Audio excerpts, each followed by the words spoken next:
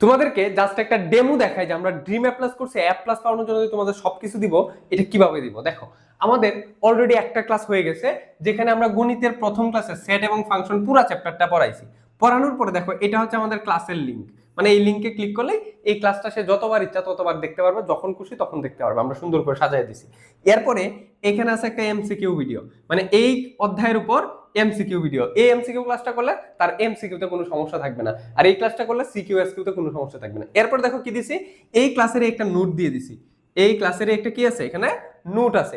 এবং এরপর দেখো সবচেয়ে গুরুত্বপূর্ণ যে জিনিসটা, সবচেয়ে তোমাদের জন্য যে জিনিসটা সবচেয়ে ইফেক্টিভ হবে সেটা কি, সাজেশন।